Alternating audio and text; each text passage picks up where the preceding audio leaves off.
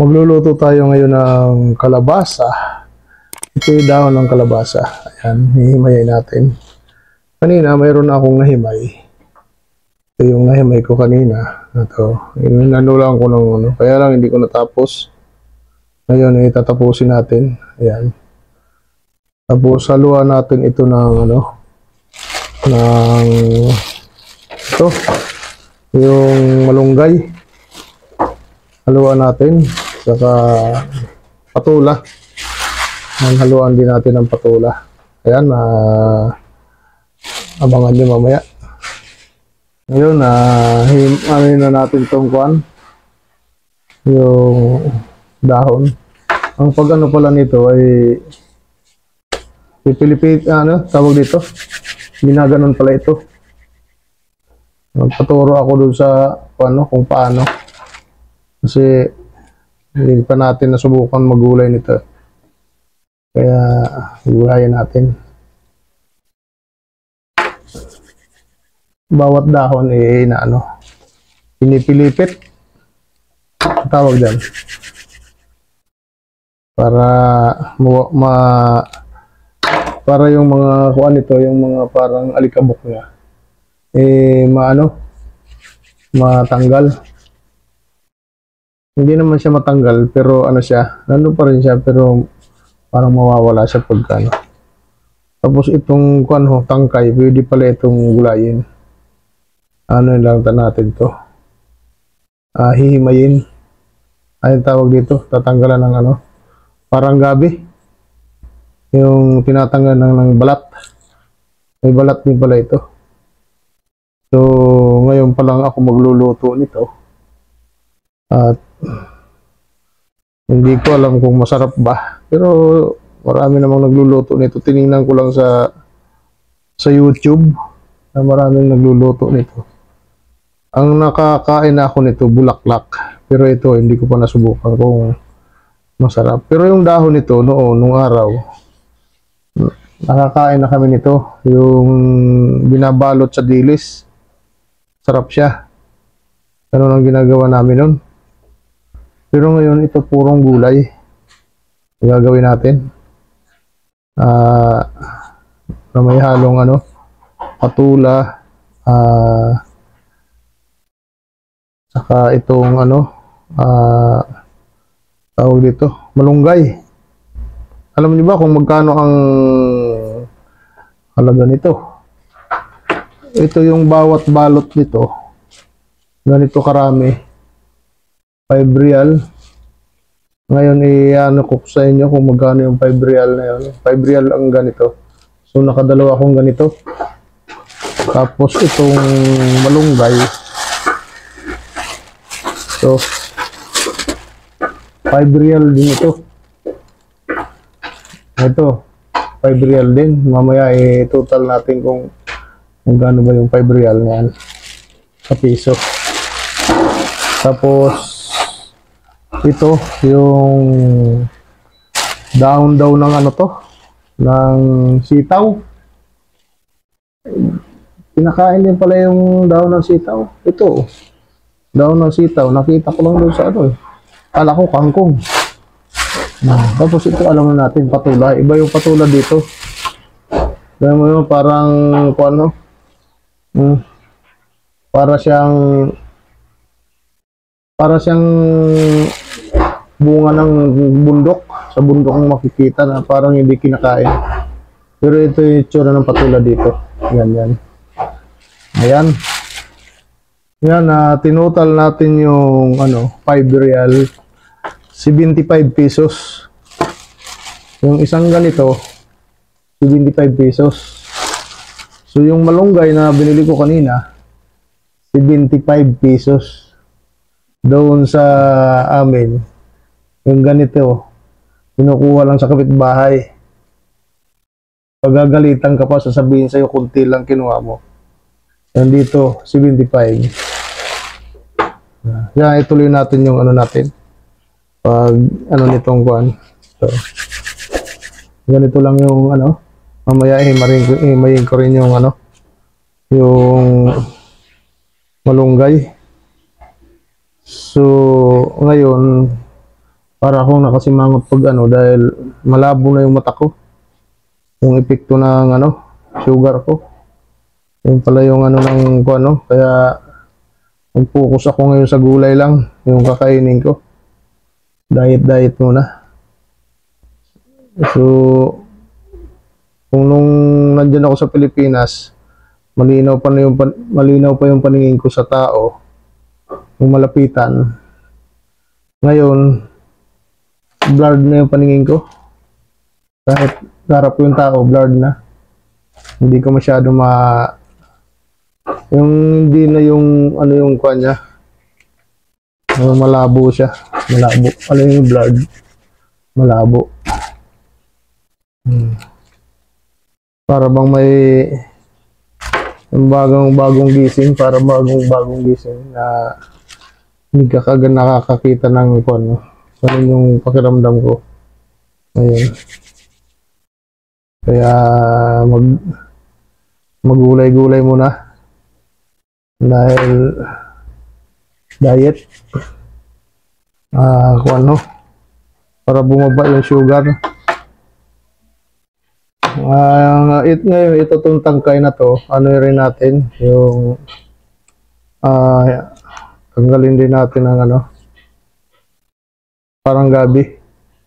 Yung loob lang yung kukuhanin natin, balatan natin. Kasi malambot pa yung ano nito. Gitna. At pagka binali mo, nababali pa. Oh. Saka masustansya daw to, yung gulay na to. Na-search ko sa YouTube. Ayan. Dahil para lumakas tayo. Lumakas.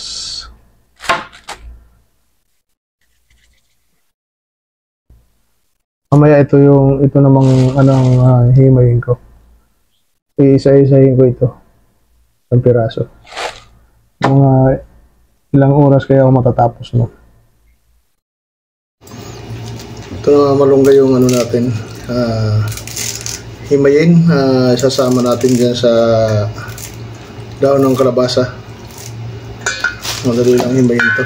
Dahil ano, kunti lang. Hindi katulad sa probinsya, marami, mga 3 ganito, 4. Tapos mamaya yung ano naman yung patula ang ano natin ihahalo. Ayan. Yun, nabalatan na rin natin yung ano yung tawag dito patula. Kaya ano yun natin. Sarap ng ano, parang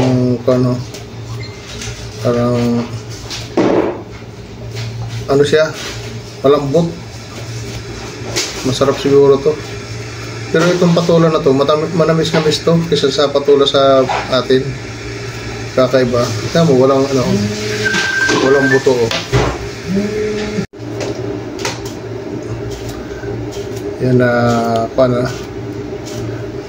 nabalatan na natin agad, hiwa-hiwain natin para pag-halo-haloin na ito pag niluto.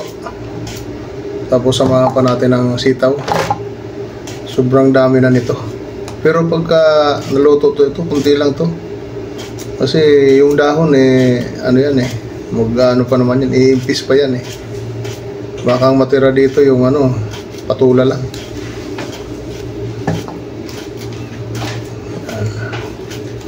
Tapos dito naman tayo sa sitaw. Ito na. Sitaw naman tayo. Ito madali na lang to. Sitaw.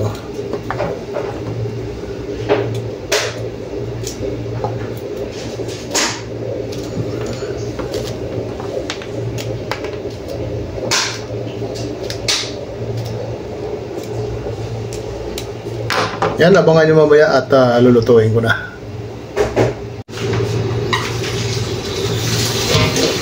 Babalo natin yung gulay para wala yung mga alikabok na.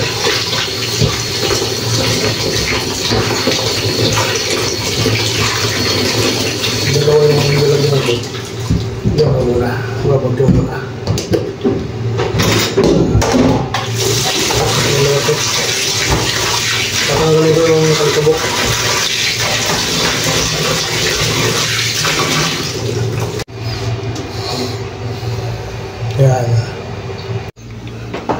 Hindi natin yung yung pansahog natin ay pritong sasa. Himayin natin para tikman natin kung masarap. Sarap. Kahit hindi na isahog pa, sarap na. Lalo pa pag isahog, sarap nito, diba?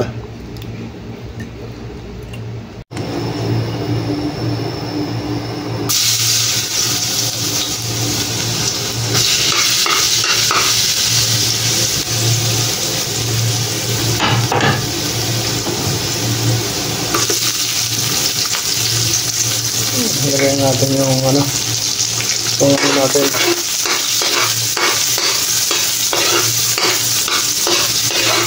Yung ginamit natin na mantika, olive oil para healthy.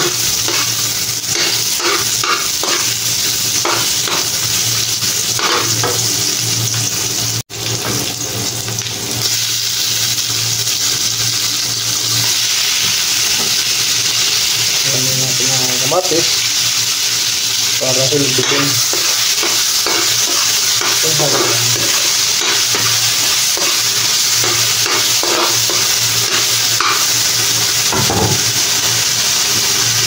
At natin yung isda.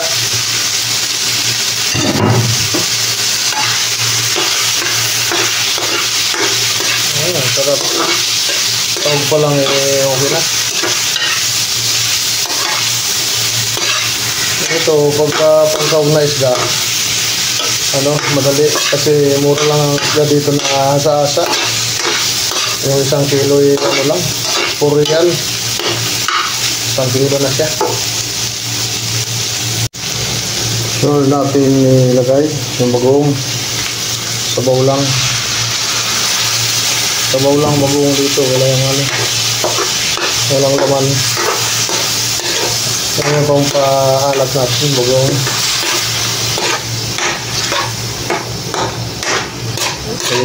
Sinama ko na sa bisa para medyo yung lansa niya. Yan, sabawan na rin natin.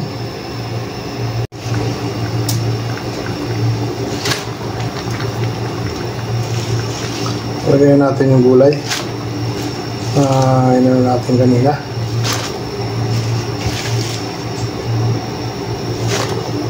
Ito yun, dami. Ito. Puno.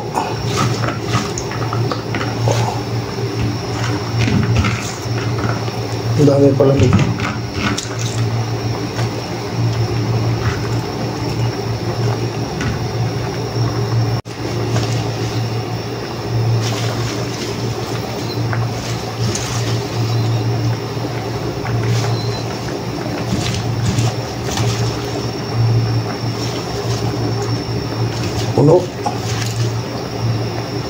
Puno yung kaldero. Kala ko konti lang, dami pala. Pero iimbis pa naman yan mamaya. Pagka na yan, pag kumulo yan, lagay na rin natin, isabayin natin itong malunggay. Kalat lang natin.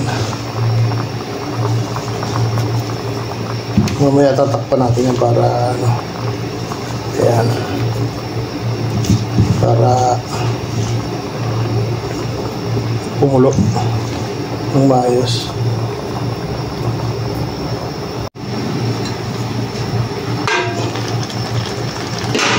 Wow.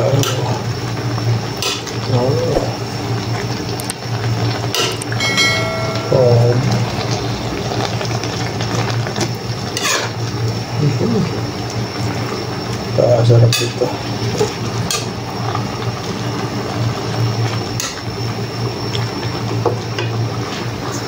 Ayan, Ayan, luto na yung ano natin, yung gulay natin. At yan mo naman, oh, mukhang masarap nito.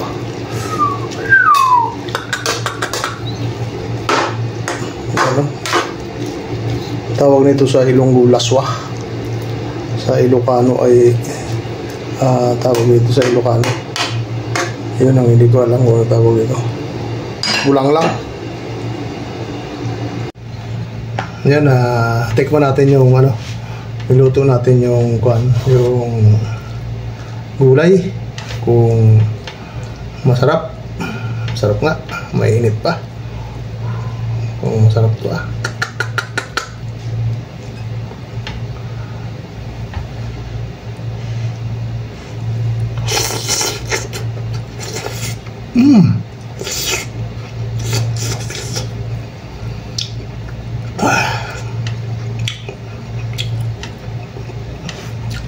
Sarap.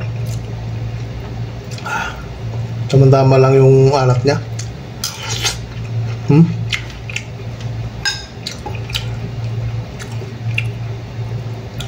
Ito puro lang gulay yung kakainin ko, walang ano, walang kanin. Dahil ano muna tayo, diet muna tayo. Kaya nag-ano tayo sa gulay. Di bali maraming gulay, basta walang kanin.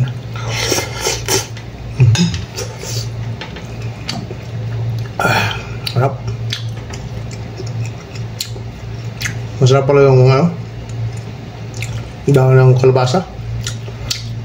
Tsaka yung halo-halo to dahon ng kalabasa, dahon ng malunggay,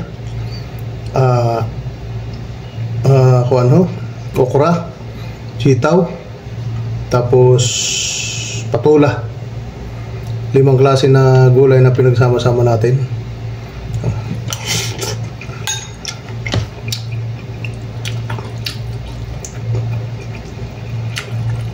So yung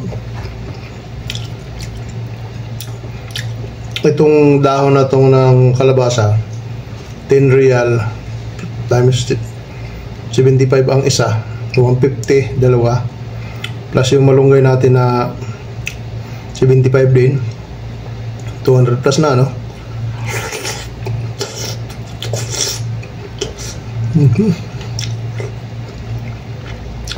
Plus yung patula na 5 real ulit, 25 ulit yung nasa 300 ano na 20. Oo, parang gano'n, 300 na sakto. Tapos may sitaw pa. So itong kinain ko, itong ginulay ko, pumatak ito ng ano, siguro mga 330 kasama na yung pansahog na sibuyas. May isda pa pala, mga 400 pala to. Pero marami naman. Baka mga makakain ito mga ano, 6 katao kakain. Sarap. Ngayon lang ako nakakain ng ganitong ano, ganitong gulay na halo-halo.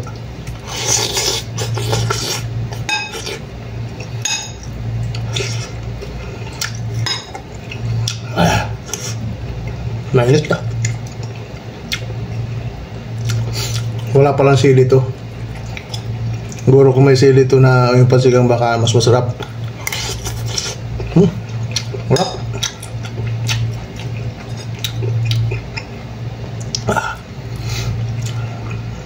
Tara mga kababayan, kain tayo. Sa mga nagustuhan ng aking ano, ng aking video, huwag niyong kalimutan mag-subscribe sa aking channel, Mart Galion Vlog.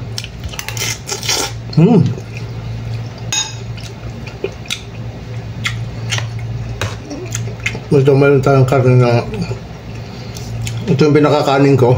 May ulam tayo na karne. Ano ba? Yung ulam. Ubusin natin itong ano. Ito kaya kong ubusin itong gulay.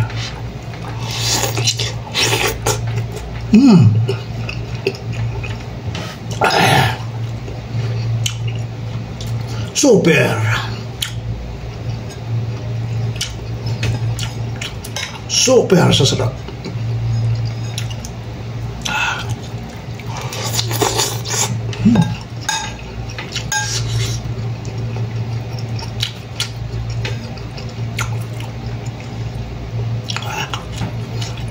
Kung doon pala sa probinsya, ginawa ko rin pala ito. Dami palang dahon-dahon doon eh.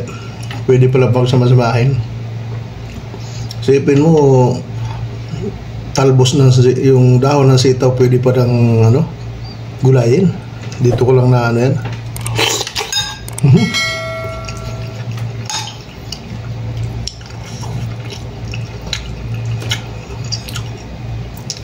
Nakita ko kasi sa bata, naglalatag yung Pilipino doon ng gulay. Kauna-unahan itong ano, kalabasa. Hindi kinuha ko agad yung ano, dalawa. Tapos mayroon pang mga ibang dahon-dahon kasama yung tawag dito, yung malunggay. Sinama ko na. Pati yung isa pang dahon, tinanong ko kung anong dahon yun. Dahon pala ng ano yun, ng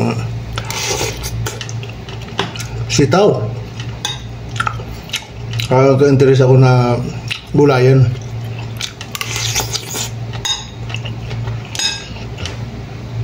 Dahil pwede rin paghalo-haloin.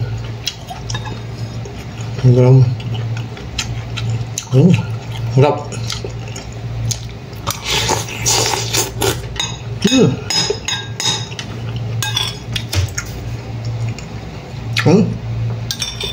Malapit ito na ubos. Parang natalo yung karne.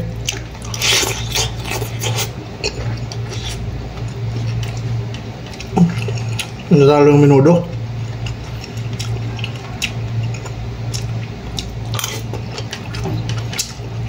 Dito na ako sa gulay.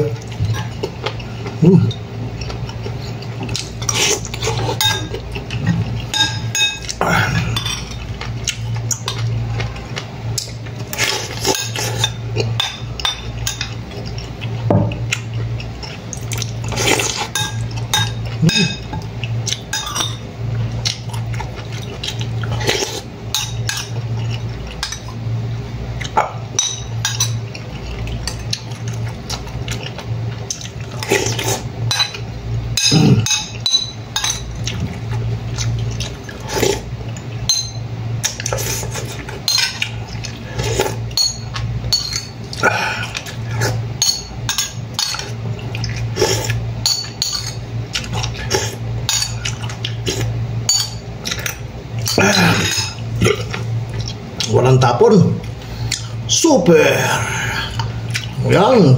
Maraming salamat po sa inyong panonood. Bye-bye.